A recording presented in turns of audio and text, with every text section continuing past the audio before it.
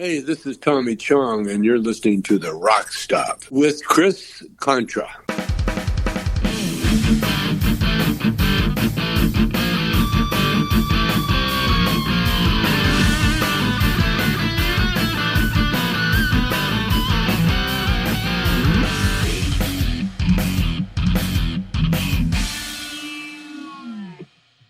All right, welcome into the RockStop. Chris Contra here. My guest today is a comedic legend, and I don't throw that term around lightly. He's known worldwide for being one half of the comedy team Cheech Chong. I'd like to welcome to the show, Tommy Chong. How's it going, man? Hey, thank you. Please sit down. No standing O's today. Awesome having you here, man. I really appreciate it. Yeah, it's fun, man. It's fun. Well, I guess I'll kind of move sort of chronologically, just going back to your real early days, because I was reading your book, Meditations from the Joint. You detail your early life. You know, everybody knows the legacy of Tommy Chong in the later days, but you really go into talking about, growing up, spending some time in an orphanage when both your parents were having health issues and things. I found that really interesting. Yeah, well, as you get older, you tend to look back at moments in your life that were traumatic at the time, but actually it's like a foundation. Because not being with my parents that early in life had me get into myself, right? And so instead of relying on somebody, I never had anybody to rely on except myself, and so I've been really comfortable with myself this whole time, and so I'm kind of appreciative of the fact that I was on my own so early. Really? I mean, it sounded like how you write in the book, the orphanage sounded almost as like a prison at times, but you can look back on that and really say it helped you grow as a person, huh? Well, what a prison does, it isolates you. Mm-hmm. It takes you away from people that are more or less, in a love thing, it's responsible for you. And so you have to learn to love yourself, because that's all you got. And when you do that, then you become, at least I became very humble, because there was always someone older and stronger and more adept at whatever we were doing. For instance, when I was in the home, I was the youngest, one of the youngest to be in the home, and so when you had breakfast, I never had a piece of toast. Put it that way. The toast would come, and all the older kids would grab it. Yeah, and so I had nothing. I never had it. So I've learned to appreciate little things. Right. Like one thing that I noticed too, when you got your own kids, and they're, they want toys or you buy them stuff that you can afford, there's nothing that you won't do to make your kids happy, when you can afford it. Mm-hmm. But I remember when I was at the home, there was a couple of toys that people would donate, I guess, to the home. Yeah. And one of the toys was a tricycle. And as a little guy, I always wanted to get on that tricycle, but I was too small, and the older kids hogged it. They just had it. When they quit playing with it, some other older kid would grab it. Mm-hmm. And so I would hover around that tricycle, but I never got to ride it. and it was like another moment in my life that that stuck out to me, that I remember to this day. Do you feel like you started developing your sense of humor? I mean, you got to have somewhat of a sense of humor dealing with things like that at that time.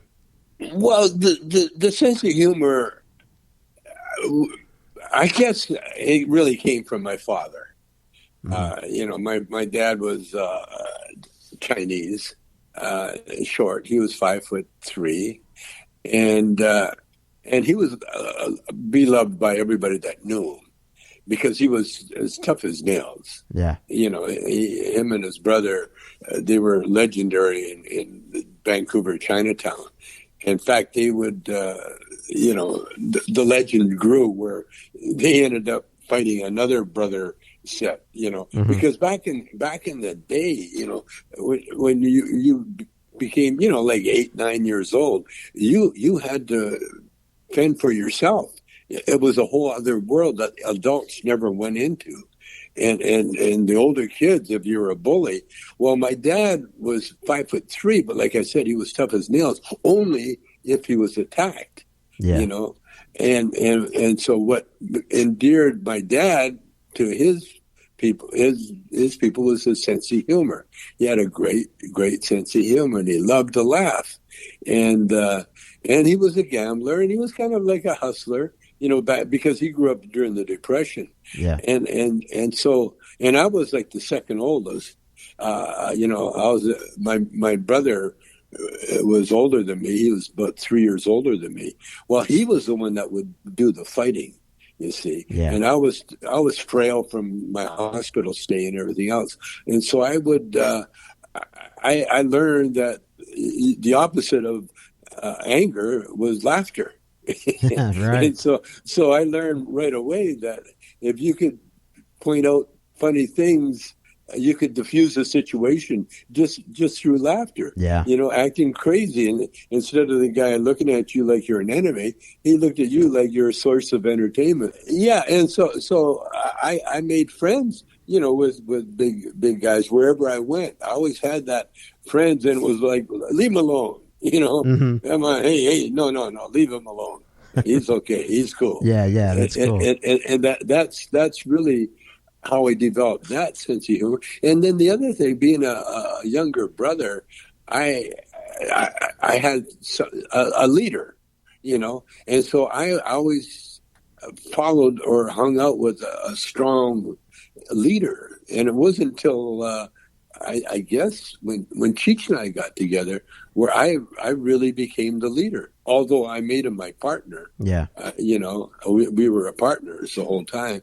But I was like even though like with Cheech, he was so much more schooled than I was. His whole aim in life was to get as much education as he could get. And he's still that way. Like he was he was an academic, right. And he still reads, and he still is on that kick. And I was the opposite. I never had my attention span was so short that the only part of school I liked was music and art. I'm jumping ahead a little bit, but you talk about early on with Cheech. In fact, I heard that like he was a little hesitant at first to do that kind of lowrider character, but you kind of convinced him that was the good way to go for it. Yeah, well, he doesn't to this day. Now he refutes that story. He doesn't like that story. Well, because it was very true. Because that character that he ended up playing, that ended up making us famous and rich, was one that he abhorred. He did not want to go there. Mm-hmm. He wanted to go. He did not want to be perceived as a dumb Mexican. Yeah. But he knew instinctively that would be the character that would, make people really laugh. Because Cheech is another expert at making entertaining people. Oh yeah, almost for the same reason that like my dad was, because he was short.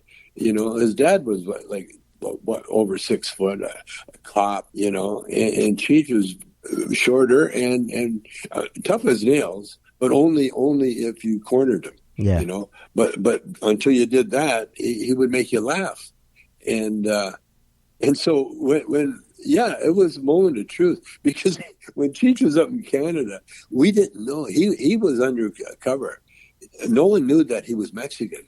He never let that out ever, and his name wasn't Marin, it was Marin, Rich Marin. Yeah, and it wasn't until we got down in L.A.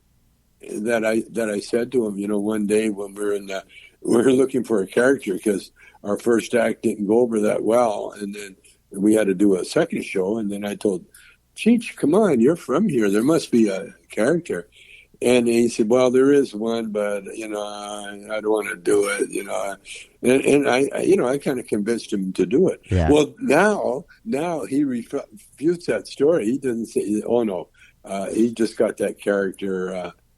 It just came along. We just did it one night. There was no drama behind it. And I realized, how touchy it is for him. And so in the beginning, I was kind of, when he called me out on that story, I was like shocked, because I found out real early in life that there's no need to lie. Right. Yeah.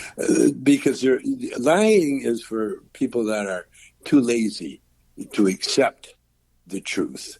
It's much easier to say, well, I wanted, or I did this, or I got this degree, or I know this.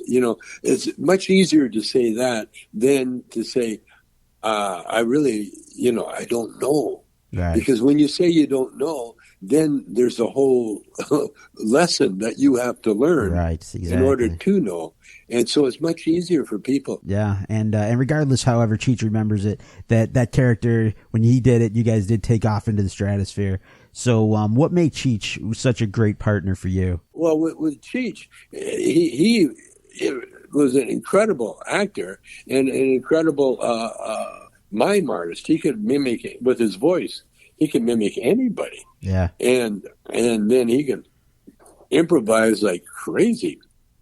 And so that's what really made Cheech and Chong, the fact that but until he became that Mexican, that Chicano, I mean, we were just a run of the mill. We weren't on anybody's list. Cheech's talent is that he has photographic memory. And so he could read something and then remember it. That's why his acting, is so good, because he can read a script and not only read it, but understand where the writer was going with the script.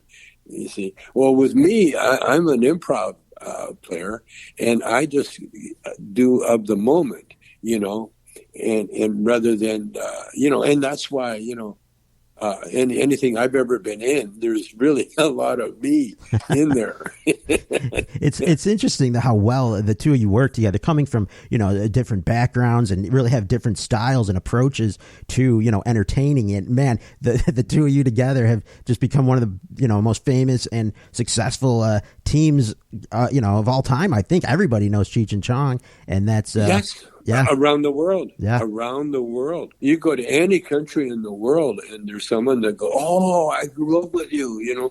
People learn English from us. People learn slang. Yeah. People learn. And you know what we did more than anything? We gave voice to a whole generation of Chicano. Before that, man, like the Pachuco image, was always, about fighting and gang related stuff, Yeah. And when Cheech came along, he changed that perception overnight, and he gave every Latino actor in the world something inside them to really, to feel good about themselves. Yeah. And to be able to laugh at situations and laugh at yourself and all that kind of stuff. The comedy of it all. I mean, the pot and the drug references and all that stuff is, everybody knows is very classic. But at the end of the day, you got to make people laugh, and you both were, so great at that. Well, it's juggling. We're jugglers, and that's why when you bomb is that you threw something out and you never kept it up. You never kept it up there. What Cheech and I did, we went for the truth of the character. Yeah. And then I'll take credit for the marijuana, because that was really that was my whole that was my burden to carry. Right. And so that had to be in every movie. Yeah. See, Cheech can go on and do Nash Bridges, and they got one marijuana scene in their thing, but basically Cheech as Nash Bridges is a cop chasing down bad right, guys. yeah. That's what he is. Yeah, it was definitely weird for Cheech and Chong fans to flip over to Nash Bridges and see Cheech in that kind of role. Oh, yeah. I mean, it wasn't Cheech anymore. It was like back to Richard Mirren, the actor. Mm-hmm. He could do that. But the thing is, when you show people who you are, and then you say, "Oh no, that's not really who I am," you lose credibility. Now, do you think? I was just going to say, do you think, like, as an actor, I mean, you want to be able to jump into different roles and different characters and things. Say, well, that wasn't really me. That was me just playing a character. Yeah, but the truth is that Chicano character really was Cheech. It really, really was. Yeah. No one else could do it. Like, that's why the name Cheech now has meaning. It has been like Chong. I mean, Chong is one of the most common names in the Chinese world. But in the comedic world, and in America, English speaking world, and even in the other places, Chong has a whole different meaning. Chong isn't just Chinese. Chong represents that other side of Cheech. Yeah. And we're like an entity, even though we're what we are. We represent total opposites, because that's like a magnet. You know how magnets, if you they'll repel if you don't, but if you put them so they attract each other, they stick together. Yeah. That's Cheech and Chong. That's who we are. I'm in the movie, I'm totally opposite. Where Cheech is that Chicano, I have no idea what a Chicano is. What I mean? Yeah. Right. And we showed that in next movie where Cheech is teaching me bad Spanish. Hey, Bendejo, my very good friend. Oh, okay. Hey, Bendejo. Right. Exactly. Next movie is the follow up to Up in Smoke. So, I mean, did you feel any pressure to try to match the success of Up in Smoke? Well, no. What we felt, you see, Up in Smoke, Lou Adler was the director and producer of the movie, only because we never got along with the producers or the directors that they put on, because we couldn't work with normal directors because we never really had a script. We had an outline. And like we did with our comedy records, we never wrote. I would write down certain things, usually after the fact. Like I'd start off with our Earring My Eye, the tune, Mama Talking to Me. All I had to start to write that song was that phrase, Mama Talking to Me, da da da da da da. That's all I had, and so I took it, and I'm a lyricist, so I wrote the lyrics to that. And Cheech is a singer. Cheech sang it. He can do all the voices. And a guy named Gay Delorme did the music and the guitar work. He was the one that did the music. He wrote the music. I forget what we're. Well, I was just asking about the follow up of next movie as to Up in Smoke. Right. Yeah. So what happened? We split with Lou Adler after Up in Smoke. Because, we found out there was some kind of hanky-panky going on. And anyway, we split. And because he had, with Paramount, they owned the Up in Smoke title. And if we put anything with smoke in it, we had to pay Paramount. Oh, wow. And so that's why Cheech and Chong's next movie was called, it was a working title. Yeah. Cheech and Chong's next movie. and then I was the director, so then I was able to say, okay, well, let's call it what it is, Cheech and Chong's next movie. And that became the title. It should have been something, Smoke or Still Smoking. Yeah. We ended up with Still Smoking, and we had to pay Paramount for it. And Still Smoking was supposed to be a concert movie with Paramount, who owned Up in Smoke. And so we had no problem calling it Still Smoking, because it was a movie done with Paramount. Yeah. But yeah, that was the only reason. I see. And it was a good move too, because you can milk those things. You can you kill it. You really, if you do too many, like Rocky, for instance, the first Rocky was fine. After that, it's got more ridiculous as it went along. Basically, that's what happened to Cheech and Chong too. You're only really allotted one or two incredible earth-moving events like Up in Smoke. Yeah. Nice. Yeah. We could have quit after that. In fact, had we had a decent back-end deal, which we got kind of ripped off, we would have. But on the other hand, had we got all the fortune that Up in Smoke made, there wouldn't have been a next movie. That's true. That is true. Yeah. Yeah, there wouldn't have been Nash Bridges. There wouldn't have been that 70s show. Right. Speaking of next movie, that was Paul Reubens, the first time he busted out the Pee Wee Herman character. Yeah. Well,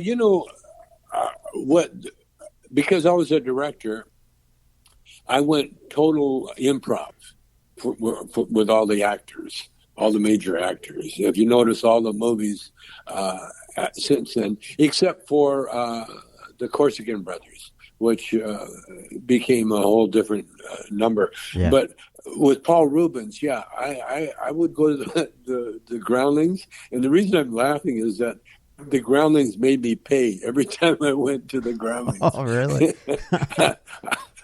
Because they actually did not like Cheech and Chong, because Cheech and Chong, what we did, we borrowed a lot of premises from the committee. Oh yeah. And second, the committee, not Second City, but the committee, and we got a lot of because I was a musician. And I was so used to learning other people's work, Mm-hmm. That's what you did. You're a bar band, you learn how to play this hit song or that hit song, right. And no one complained about it, Yeah. Because we weren't saying it was that we wrote it, Yeah. And so when I started seeing improvisational acting, I saw it as a musician. And so when I saw the bits, I'm not like Cheech. I don't have a photographic memory, but I can remember bits. Yeah. And that was what I did. I remembered all these bits. And so when I started an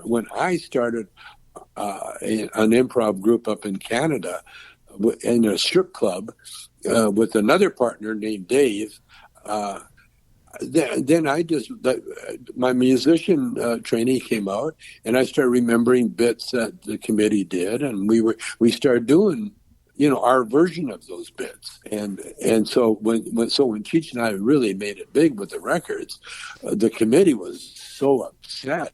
All the improv actors, Rob Reiner, we asked Rob, or Lou Adler asked Rob to direct Up in Smoke, and Rob Reiner turned it down. Because he had too many friends in the committee. Oh wow! Yeah. And so we were like on the shit list, and we still are, basically, because I was never an actor. Right. I was Chong. Yeah. From the get-go. And that's why people love you so much, I guess, is because you're not that actor. Yeah. Exactly. Exactly. Because I've gone through all the phases with these guys. Right. And so you asked about Paul Reubens, and so I love the. I was what I wanted in every movie we did, including Up in Smoke. I always had to have some, because movies like Christmas morning, you get all these presents, and that's what a movie is. And then you start opening, and then there's another treat, another treat, another treat. Yeah. And so instead of hogging everything for ourselves, I made a habit in most of the movies, especially next movie, of showcasing others' talent. Yeah. Like we did with Michael Winslow, we did with Paul Reubens. Right, yeah. And especially Paul, because Paul was such a standout at the Groundlings. Yeah. Did he do the Pee-wee character up on the Groundling stage? Oh, yeah. But it was one character, one shot at it, and but when Paul and I got together, Paul said, "Who do you want?" And I said, "Pee-wee," and Paul said, "Okay," and so he did Pee-wee. That's awesome. But he's another, like Cheech, he's another man of many talents. Yeah, he could do so many things, but Paul is so unique, and that's what stood out in the movie. And like in next movie, because Cheech, I wanted to get him away from playing the Chicano, Yeah, right. Because I knew how it, it weighed on him. Yeah. And so he played two characters. He played his cousin Red, and another iconic character. Yeah. That was incredible. Oh, man. Yeah, just nonstop laughs in that movie. I mean, Edie McClurg was hilarious in that. From the Groundlings. She was another one from the Groundlings. Yeah. But she was also an actress that had been in with Sissy Spacek in that. Like, she was almost like a child actress, a teenage actress for sure. But Edie McClure, and then her brother was in next movie too. Yeah. I put him in there. I was very generous with talent. I just wanted to also mention Evelyn Guerrero, who played Donna in a couple of the Cheech and Chong movies, and how great she was in the series. Well, again, that's a family. See, I always believed in family working. I tried to get my wife in the movies. But the best I could do was Donna, because basically Cheech, he was a little hesitant about, family, but Tony Viscara, he was our connection. He was Lenny Bruce's father-in-law. He married Sally Marr. Oh, okay. He was 18 and she was 38 or something like that. And he was married to Sally for about a year, and then he just became Lenny Bruce's road manager, or he helped Lenny. Well, he was basically Lenny's drug dealer. He was the guy that got Lenny his smack. Yeah. Well, Evelyn was Tony's niece. And so I met Evelyn when she was very, very young. And in fact, I met her, who she married eventually, Pat Morita, around the same time, because Sally Marr was managing Pat Morita. And she was kind of looking at managing us, but instead Tony and I became really good friends, and so Tony's niece was Evelyn, and I met Evelyn when she was very young, and just out of school, she was an artist. She was her job was painting cells and for animation. Yeah, and so she she was an actress, and she was really, really funny and beautiful. She was a knockout. And so, she parlayed herself. She was so talented in so many ways. She wrote most of her dialogue and that, we just did the setups. She fit in so well with Cheech and Chong. Definitely. And and when Cheech when we broke up and he went and did his own movie, I think he had a little part for Evelyn in that one. Yeah. In Born in East LA. I don't know. I haven't seen Born in East LA. Oh, really? I haven't seen it. It's too painful to watch. Just like Nash Bridges. I started watching Nash Bridges just recently. Just hopefully that there was enough time in between, because it was the split was very, very, very painful for me. Now, what kind of instigated the split? Like, you guys were kind of on a roll. You did, I think the last one you did together was Get Out of My Room, which was like the music video one. Now, what exactly happened after that? Well, the video, I didn't want to do it. You know, Get out of my room. Yeah, I just finished directing movies. You know, and I thought that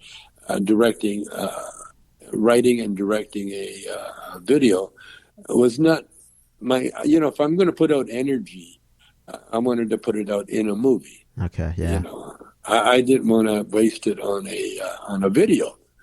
And so then Cheech was adamant. He wanted to do it. I said, well, then why don't you direct it? And he did. That was his, he directed that video.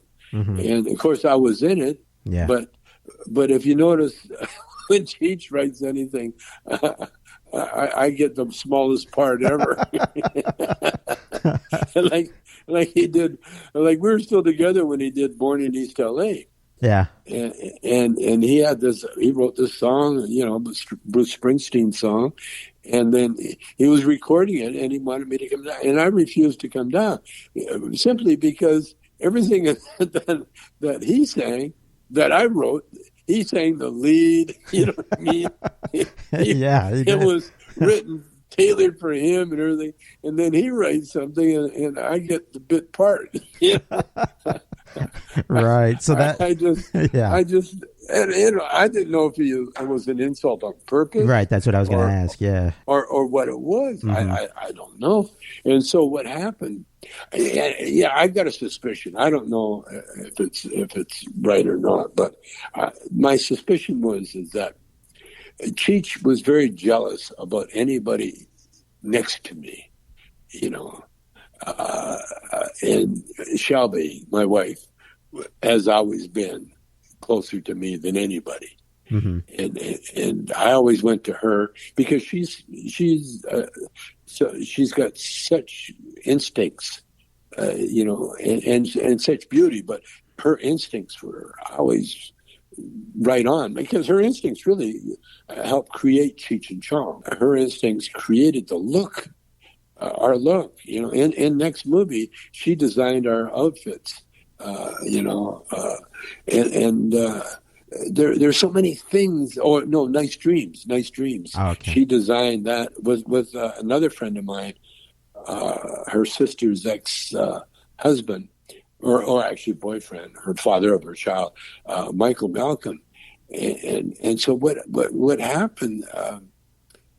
It got to the point, especially when I took over as director, then Cheech and I started drifting apart because Cheech went, you know, would go on vacation while I wrote the movies. And then he would come back and what you got?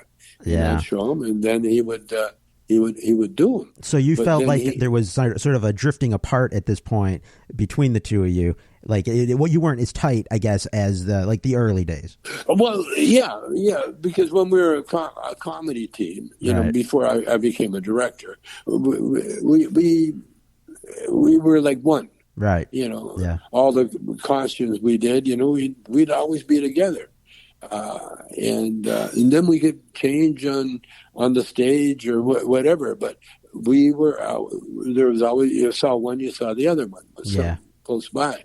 Exactly. But when I took over as director, and I started with next movie because I directed one scene in Up in Smoke where I see what happened with Up in Smoke is Lou Adler was the director, and as we got closer to the finish, I was excluded from some of the shooting.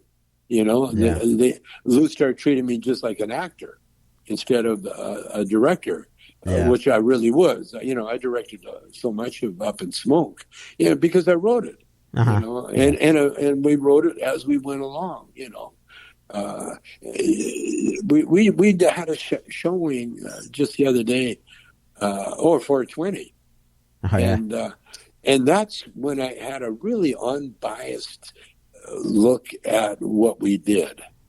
And I've really come to grips with everybody in that movie because everybody did their job way head and shoulders above what they had to do. And we would not allow anybody, I would not allow anybody in there that wasn't going to produce, the Up and Smoke vibe. Yeah. And so what happened, Lou, toward the end of the shoot, he felt that, okay, he's got it. He's got everything he needs. And so then he took over as the director. And like I said, he excluded me from the rest of the shooting. Right. And I felt, I felt kind of helpless, And so then they're putting a rough cut together. And then again, they never asked me, because up until then it was, what do you think? Because I would say, well, okay, but we're going to do this instead. We're going to do that. And, I was really directing it. So they put an ending together. And when I say they, is Lou and the editors. Yeah. They put a rough cut together with Lou's ending. Well, the ending was so bad that it was like a disaster. Oh, wow. Everybody, none of the jokes were tight worked. And the worst thing about it, the ending that they put in there, which no one wants to talk about except me, was that it was all a dream. That we were stuck on Malibu, where we got stopped before, what's your name? That iconic scene of Cheech and I in the car, and then we cut back to that scene, and somehow the drugs and everything else, it was all a dream. But it was... That's a cop-out. Yeah, that's a... Right. It was such a cop-out. In other words, that they did not see what we had just gone through. All they were seeing was a way to wrap up a movie and move on. Okay, now we're into another movie, Right. We can forget about Up and Smoke. Exactly. It's done. And it wasn't a hit. It was like it just came out and flopped and it died. Well, I told everybody we got to reshoot the ending. Wow. And so the director, the DP, all the Robert Altman's people gathered around. They wanted to hear what I had in mind, because you could see that ending was just killed it. And so I come up with the ending. And then Lou said, so what did you write? And I says, I told Lou, I have to direct it myself, Yeah. And so I did not tell Lou what I wrote. And I directed the ending myself. Yeah. And then they put it together, and it was a perfect ending. There it is. Yeah, because it just kept us going. I mean, it's your story. It should be, that you wrote it, so it should be this way. And fortunately, it came out that way. When I saw the movie again, that's when I really, because I always had this sort of this evil side against Lou Adler. But when I saw the movie again, I saw Lou's contribution, which always was use the best to be the best. And that's what he did with our albums. Because if it hadn't been for Lou Adler, we wouldn't have had a hit, anything. Because when we did, it was Lou Adler that set us up to do Dave's Not Here. And Dave's Not Here became the calling card for Cheech Chong. Absolutely. But it was Lou Adler that got it into every radio station across America at the same time. Yeah. It was him. He had that connection. And then it was Lou that put us on billboards on Sunset, unheard of for a comedy record. Yeah, yeah. For comedians, all of a sudden, that's true. They were treating us like rock stars. Right. And then we became rock stars. And then we started doing concerts, in front of like 800,000 people. Wow. And that is, we weren't headlining, but we were on the ticket, and that's all because of Lou Adler. So by you taking the helm of director and doing the sequels moving forward, was Cheech cool with that? Did he prefer that because you knew the material better than any other director could? I relished my position as director of Cheech and Chong. But that's where it ended. It was with Cheech and Chong. You see, in hindsight, I should have made Cheech co-director.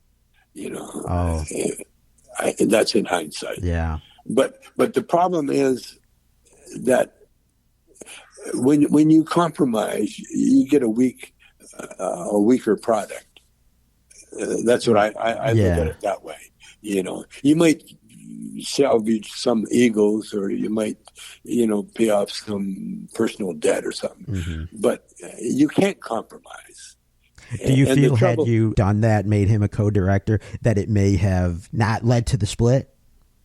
Well, he wouldn't, he wasn't adding anything to the director part. Yeah. See, his talent was in performing. Right. You see, and remembering. A director, you have to be able to write, not just what you copied or what you remembered someone else writing, but create. Right. I mean, just like throwing his name on there just out of like, a friendship type of deal. It's not really the true story, we know, because he's not really directing. But like, do you think it would have, just made things a little better between the two of you? I doubt it. Yeah. I doubt it. No. What happened is that we grew up. Yeah. Necessity is a mother of invention, and it was necessary for us to be together until it wasn't necessary for us to be together. And when that happened, it was the split was in the Corsican brothers, and Cheech really just wanted peace, calm, and art. Yeah. And he wanted to be an actor that learned the part, and then at the end of the day, go home and not be that part anymore. Right. And I think that there was a thing that Cheech said in his book, because he kind of refuted everything that I said. It never happened as far as he was concerned, and I was curious, to see why he would take that road, or why he wouldn't, say things the way they had, and it's because it's his view of where he was at. He's seen things from a different. It's like those four blind men that walk around an elephant. And he feels the trunk goes like a rope, and another one's he's big, another one's small. Yeah. Well, with Cheech and Chong, it's what we've done that really is immortal. That will always be around. Yeah.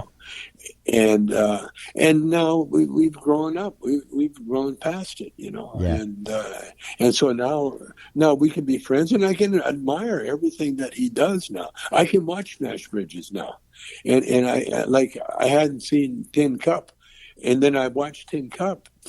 Tin Cup pissed me off because Cheech went from a star to a supporting actor. Yeah. But that's what he wanted to do.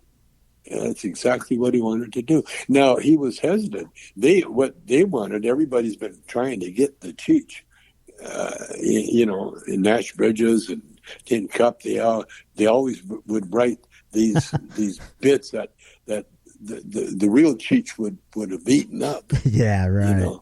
Yeah. But I wasn't there to direct him, to give him the confidence, and say, oh no, you don't have to, be that funny guy, because that's what the people really want. Now, you said for a while that you kind of had a hard time watching Cheech, like watching his other movies or shows that he was in. Do you think that was because it was sort of a reflection on the Cheech and Chong team, and you weren't part of it? No. What we tapped in with that Chicano character was this soul, the essence of the whole culture. That's the essence of the whole culture. It's the best of the best, because it's a little bit of this, a little bit of that, but it's all heart, and it's all, because that's what comedy is. Comedy is the truth told in such a manner that it's so enlightening. Yeah, it's enlightening. It just lights up the room when you hit that bit. It's not vindictive. It's not self-serving. It's just truth. Yeah. And that's what I said before about truth. See, truth is this immovable thing that you can't mess with it. You can't push it over. You can't disintegrate. You can't lose it. It's there. And when Cheech became that Chicano, that lovable Chicano character, that would take everything. Rejection, he'd take rejection and make a joke out of it. Yeah. Hey, baby, I'm going your way. Would you like a ride? Yeah. And no, it's okay. Okay. Then, hey, mama. And then he comes over and picks me up, Yeah. That, you see? Yeah. So there's no fear. He is what he is, and he's happy being who he is and what he is. He's happy that he's got an old car that doesn't have a door handle. You know what I mean? Yeah, absolutely. That character is right. That character you talk about, separating maybe the guy from the character. You are Chong. I mean, people see Chong and they expect you to be that same guy, and you pretty much are. Cheech, kind of went in different paths, and now I remember in like '97, for example, when you guys were split up at that time, you went on the Howard Stern show and you were talking about finding a new Cheech. Was that possible at all ever? No, it never worked at all. We had a lot of fun. We had a lot of fun doing it. And I used to torture Cheech, even though we were split up, because there was a period when I was doing stand-up that I'd phone up Cheech. I'd say, "Hey, Cheech, how you doing?" Everybody say hi to Cheech, and I hold the phone up and hi, Cheech. And Cheech did not think that was funny. And then he wanted to get paid. But I think deep down that he kind of liked the fact that that I stayed.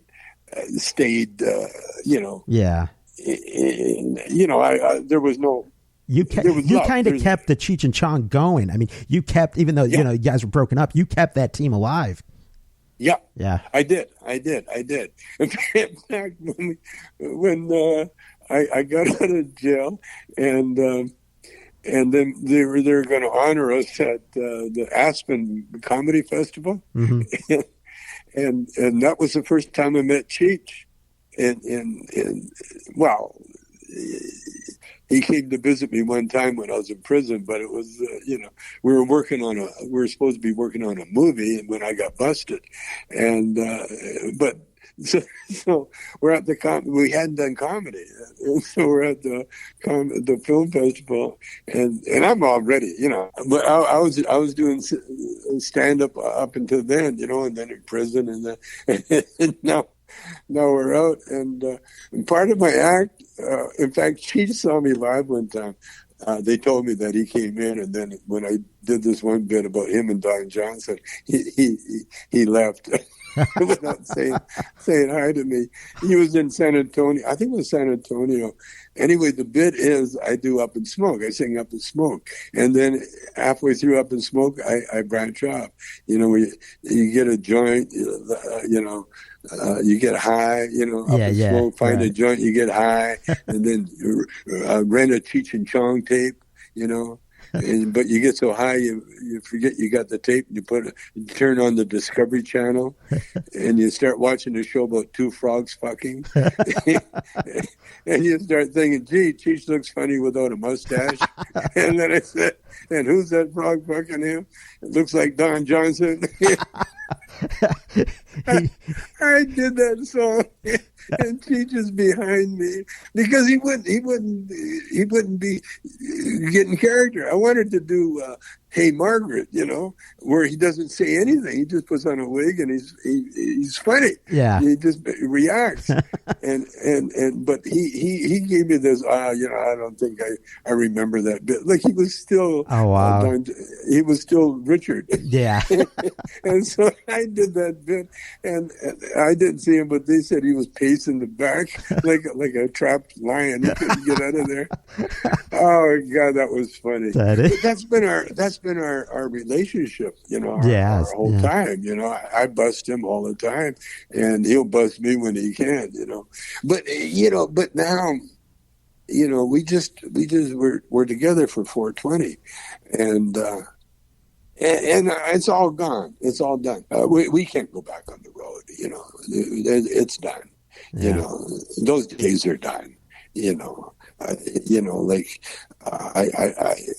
used to do a bit called Blind Melon Chitlin. Well, yeah, I got called out for it by the cancel culture, right. whatever. Yeah. They called me out, and I respect it. And she told me, you did that bit blackface on still smoking, and I resent that. I'm black and all that. And so I texted her back. I said, sorry, I'm sorry. I won't do it again. That's the end of it. Yeah. That's the end of it. Because, I am sorry, and I won't do it again. I mean, do you feel like that kind of like limits, not so much, that's talking about that bit, but like as a performer, I mean, you want to do something that's funny, but, at the same time, you kind of have to hold back maybe because you think, this might offend some people. No, it's not holding back at all. What it is being aware. If you do bits, like I used to do a bit about sing along. I was Blind Melon Chitlin. I'm singing along, and I love that character because you get away with anything. Yeah. And he did. He was an old black blues singer, and he wanted everybody to sing along. And then of course I spring it on him, and they sound pretty bad. And I said, "Come on, man, you all sound like a busload of retards. Let's do that again." Yeah. And Cheech, before one show, he said, the art donor has this retarded son. And Cheech asked me not to do that. I said, but no. I said, Cheech, no. Retards laugh at their own. They love it. It's not an insult to them. It's who they are. I was just going to say, that's kind of my point about that character. I mean, could you laugh at, I mean, people certainly know you're not a racist by any means. So they know you're just trying to make people laugh. And the ones who don't like it certainly don't have to watch it. That's when you don't go out. That's when, they're not ready. People are not ready. And we start doing those kind of shows, where, we were out in Long Island at one club and actually, we're singing Does Your Mama Know About Me? And a guy goes, boring. Oh, jeez. So you got to know your audience out there. Yeah. And I loved that. I loved it because it told me a story. Mm-hmm. We don't have that license that we have. If you don't have that license, like Sam Kinison, there was, when he was on TV, they made him look like he was an inch tall, because that's what TV. That's why I stay away from TV because TV will take your career and just eliminate it. Yeah, it's just gone. So kind of as we wind down here, I don't want to hold you too long, but I did want to ask you a few more things. In Nice Dreams, there's that scene where Cheech is on the outdoor elevator and he's naked and it's going down and stuff. Yeah, you directed that movie. Who was that? Was that really Cheech, and was it as dangerous as it looked? I think that was when he decided. I think that was probably one of the times that he decided that he didn't want to be doing that character anymore. Because it was getting to that point. Comedy teams that reach the level of fame that you guys reached, they come very seldom. One of the greatest compliments we ever got was from Jerry Lewis. They were talking to him, and they told Jerry, well, there's no great comedy teams anymore. And Jerry said, oh, yeah, there is. Cheech and Chong. Wow. And that was one of the greatest compliments that we could have got. Yeah.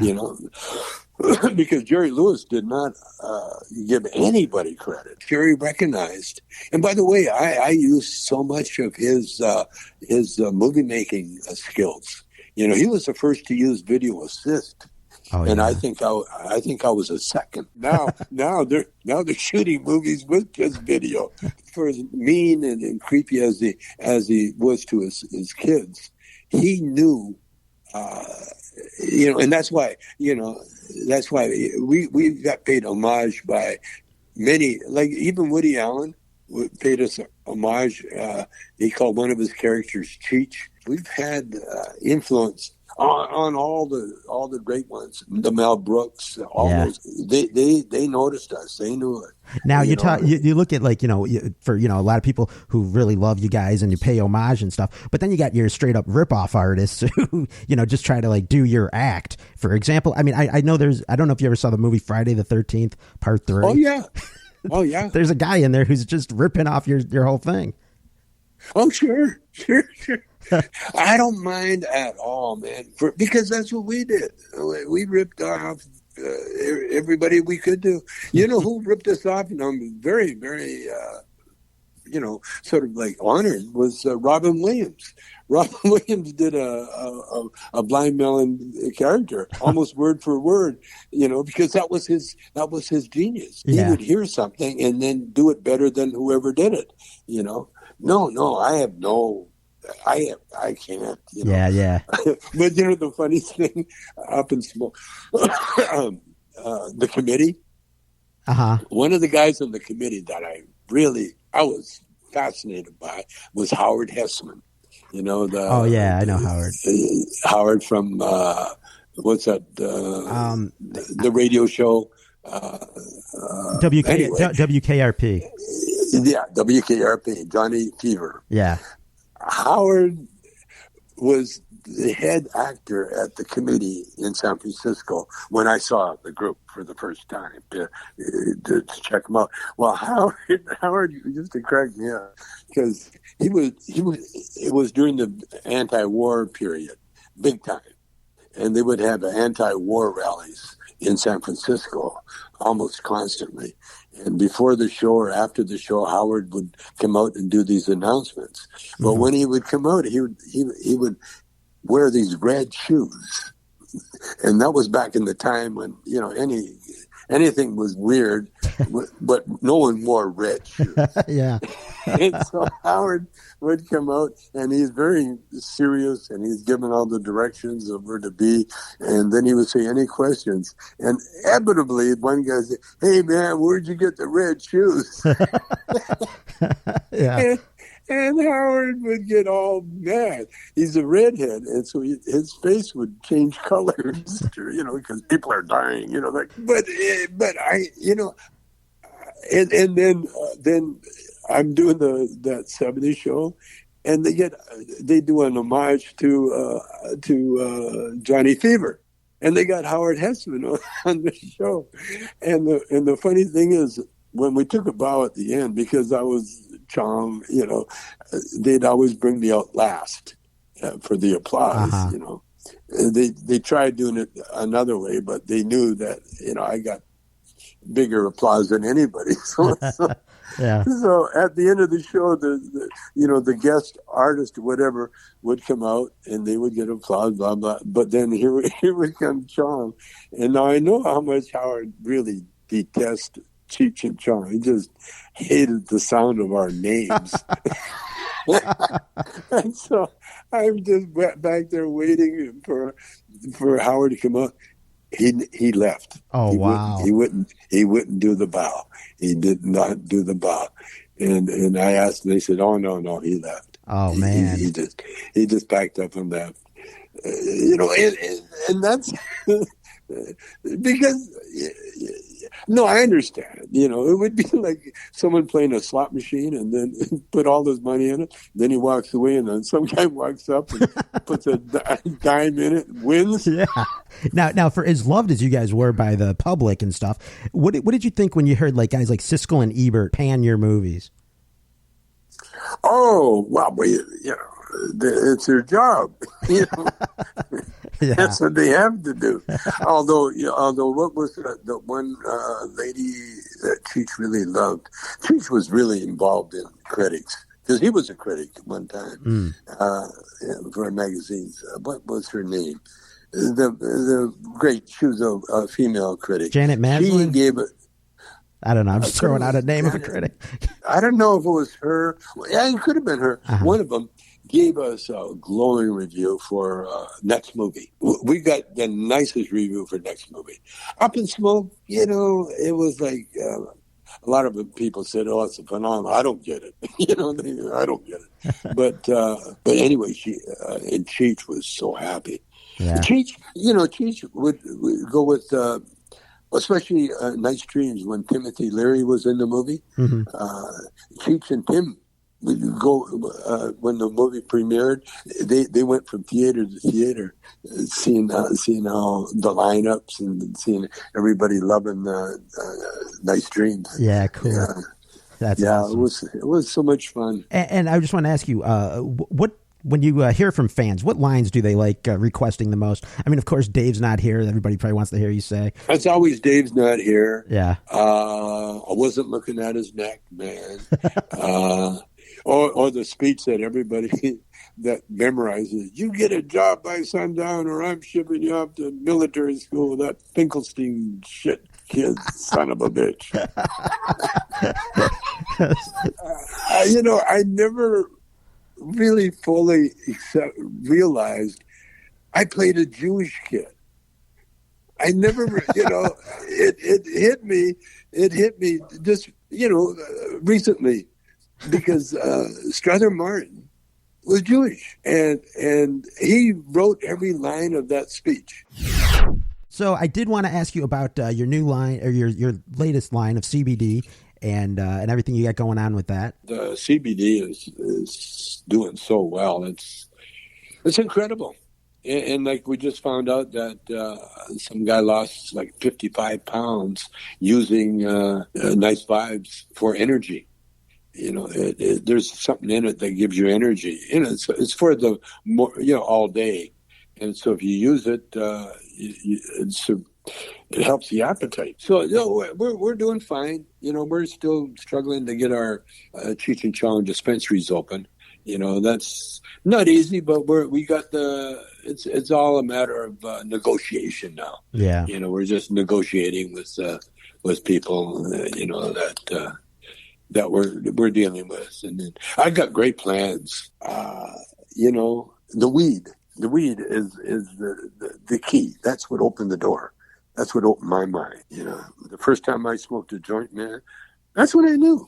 I heard music for the first time, and everything was cool. What the hell? Who said that? I'm not sure. Someone said, "Thanks for that information." I don't know what that was. Well, listen, man, this has really been great talking with you, and I definitely appreciate your coming on the show. Well, I've got lots to say, and I appreciate the chance to say it. Yeah. And and by the way, I learn a lot. Being a comedian, what I learned is that you save a lot of money on therapy sessions. You go out and you just, take out the dirty laundry and take a look at what you got. And then a lot of times, I get answers right on the stage. I go, oh, right, okay, I dig it. I had a big problem growing old. It comes on you, and there's nothing you can do about it. Yeah. Except keep yourself physically fit, and be careful. Your diet. You control your diet. Yeah. Your food intake, and not where you're going to eliminate joy in your life. You don't never want to do that. Yeah. But everything's a challenge. See, that's what makes life exciting. Oh, I gotta go. Oh. All right, man. I gotta go. All right. Okay, man. Thanks a lot for coming on the show. I appreciate it. My pleasure. All right. Take care.